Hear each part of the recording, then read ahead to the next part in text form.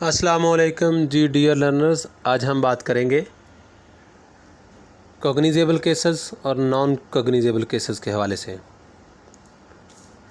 Criminal procedure code 1898 chapter 14 section 154, 155 और 156 जो deal करते हैं कॉग्निजेबल और नॉन कॉग्निजेबल केसेस के हवाले से।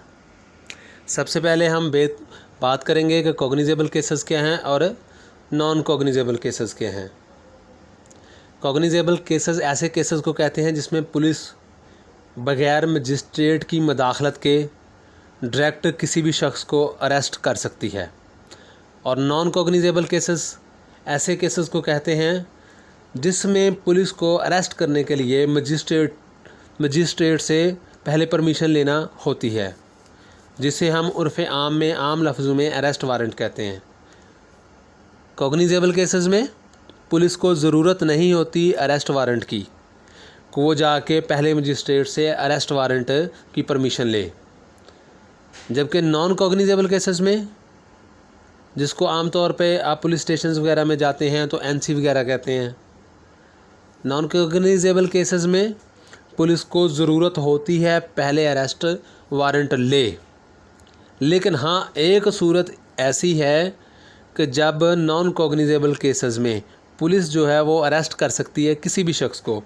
वो ये सूरत है अगर पुलिस किसी शख्स को इन्वेस्टिगेशन के दौरान पूछती है उसका नाम, तो बंदा नाम बताने से इनकार करता है या अपनी डिटेल देने से इनकार करता है, तो उस सूरत में पुलिस जो है वो अरेस्ट कर सकती है। बाकी तमाम मामलात में, तमाम इश्यूज़ में जब भी नॉन कॉग्निजेबल केसेस होंगे पुलिस अरेस्ट नहीं कर सकती, और कॉग्निजेबल केसेस में पुलिस डायरेक्ट अरेस्ट कर सकती है। मिसाल के तौर पे हम बात करते हैं कॉग्निजेबल केस क्या है। कॉग्निजेबल केस ये है कि एक शख्स पुलिस स्टेशन में जाता है, जाके अपनी रिपोर्ट जो है, अपनी शिकायत जो है वो अंदराज करवाता है कि मेरी मोटरसाइकिल फ़लाँ जगह से चोरी हो गई है। पुलिस जो है उस मामले में इन्वेस्टिगेट करती है, कंफर्म करती है कि वाकई ही इस बंदे की जो है मोटरसाइकिल फ़लाँ जगह से चोरी हो गई है, तो उसकी जो है वो रिपोर्ट जो है वो एक तैयार कर लेती है, जो कि सूबाई गवर्नमेंट ने एक स्पेसिफ़िक उन्हें रजिस्टर्स दिए होते हैं। अब तो काफ़ी जगहों पे मतलब ऑनलाइन सिस्टम हो गया है, कंप्यूटराइज सिस्टम हो गया है, लेकिन जो पहले सिस्टम था उसके मुताबिक गवर्नमेंट की तरफ से एक स्पेसिफिक रजिस्टर मिले होते थे, उसमें एंट्री की जाती थी और ये चीज़ कन्फर्म करने के बाद कि बिल्कुल इस शख्स की जो है वो बाइक चोरी हुई है, तो एक रिपोर्ट तैयार कर ली जाती थी। और वो रिपोर्ट क्या, FIR मतलब फ़र्स्ट इन्वेस्टिगेशन रिपोर्ट बना ली जाती थी। तो उस फर्स्ट इन्वेस्टिगेशन रिपोर्ट में जब ये चीज़ साबित हो जाती थी कि बिल्कुल वाकया इस बंदे की मोटरसाइकिल चोरी हो चुकी है, तो ये पुलिस के लिए एक कॉग्निजेबल केस हो जाता था कि ऐसा केस जिसकी समाअत की जा सकती हो। कॉग्निजेबल लफ्ज़ का जो एक्चुअल मीनिंग है, कॉग्निजेबल लफ्ज़ का जो एक्चुअल मीनिंग है उसकी हम बात कर रहे थे कि जो उसका एक्चुअल मीनिंग है वो है काबिल समाअत, या एक और मीनिंग बोला जाता है काबिल दस्त दरअंदाज़ी, कि जिसमें पुलिस जो है वो इन्वॉल्व हो सकती है, अपना दस्त जो है, हाथ जो है वो उसमें मतलब फ़िज़िकली इन्वॉल्व हो सकती है। ऐसे केसेस को कॉग्निजेबल केसेस कहते हैं।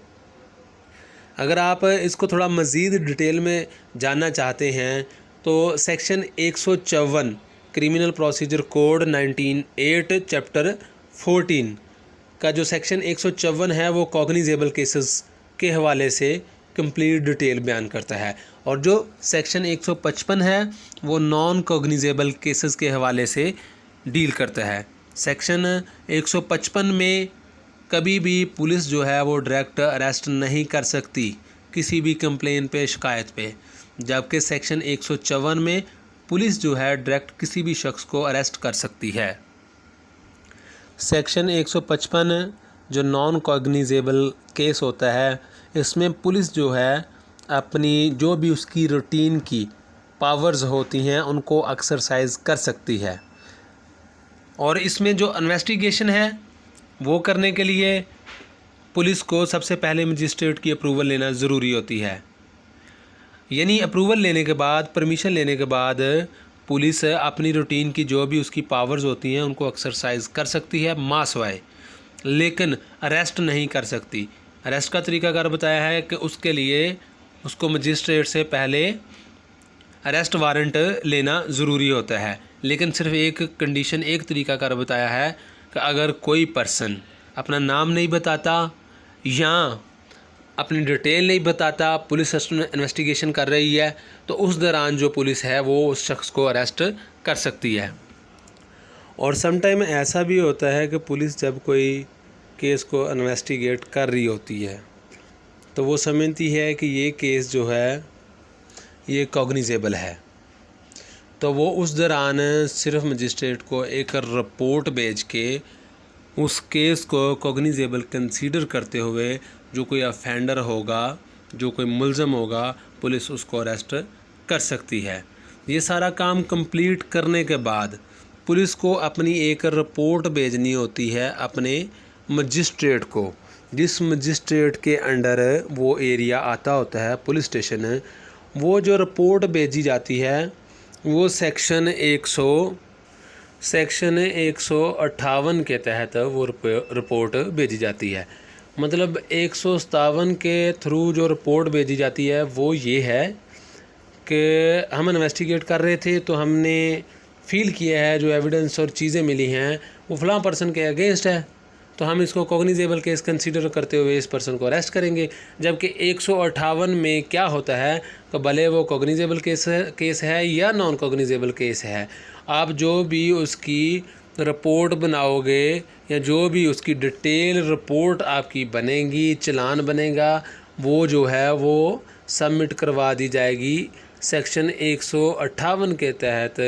जो मजिस्ट्रेट होगा उस एरिए का उसको जमा करवा दी जाएगी। ज़्यादातर मामलात में आपने देखा होगा कि पुलिस जो है वो आपकी शिकायत को एज आ एनसी कंसीडर करती है। एनसी मतलब नॉन कॉग्निजेबल, कि ये एक नॉन कॉग्निजेबल केस है, तो वो आपके मामलात की, आपकी शिकायत की इन्वेस्टिगेशन नहीं करती और ना ही कोई एफआईआर फाइल करती है। चूँकि जो पुलिस स्टेशंस होते हैं, जो उनके ऑफिसर्स होते हैं, रिप्रेजेंटेटिव होते हैं, एसएचओ वगैरह, उनकी जो एक परफॉर्मेंस रिपोर्ट है एनुअल वो बन रही होती है। जब वो रिपोर्ट बन रही होती है तो एनुअल रिपोर्ट सबमिट होती है, तो उसमें से ये सारी चीज़ें देखी जाती हैं कि फ़लाँ पुलिस स्टेशन के अंडर कितने जो हैं कॉग्निजेबल केसेस हुए हैं, कितने नॉन कॉग्निजेबल केसेस होते हैं हुए थे, और कितने जो हैं वो हल हो गए हैं और कितने पेंडिंग हैं। और इन्हीं सारी चीज़ों को मेजर करते हुए उस पुलिस स्टेशन का जो ऑफिसर होता है उनकी प्रमोशन, डिमोशन, अलाउंस और उनके फ्यूचर के बेनिफिट्स जो हैं वो डिसाइड होते हैं या उनको मतलब तयन किया जाता है। तो इसी वजह से जो पुलिस ऑफिसर्स होते हैं उनकी कोशिश होती है कि आपके केसेस को एज आ एनसी लिया जाए, नॉन कॉग्निजेबल, ताकि जो उनकी परफॉर्मेंस होती है, जो उसकी वैल्यूएशन होती है, उस पर कोई इशू ना आए।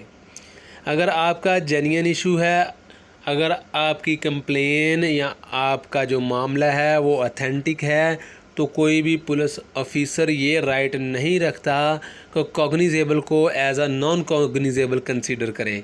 अगर कोई पुलिस ऑफिसर आपके केस को नहीं सुन रहा तो आप लोकल मजिस्ट्रेट जो उस एरिया का होता है उसको कंप्लेन करके अपनी एफआईआर फाइल करवा सकते हैं।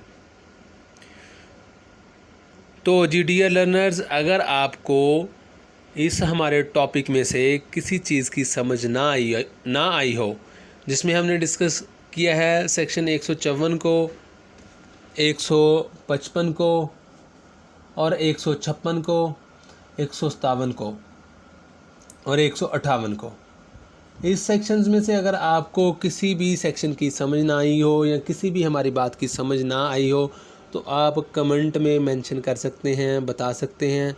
हम इंशाल्लाह आपको रिप्लाई करेंगे। और अगर आप समझते हैं कि हमें मौजूदा सूरत हाल में इस मज़ीद टॉपिक पे वीडियो बनानी चाहिए तो आप उसके लिए भी कमेंट बॉक्स में हमें कमेंट करके बता सकते हैं। इंशाल्लाह हम आपकी राय को अहमियत देंगे और ज़रूर जो ज़रूर है वो वीडियोस बनाएंगे।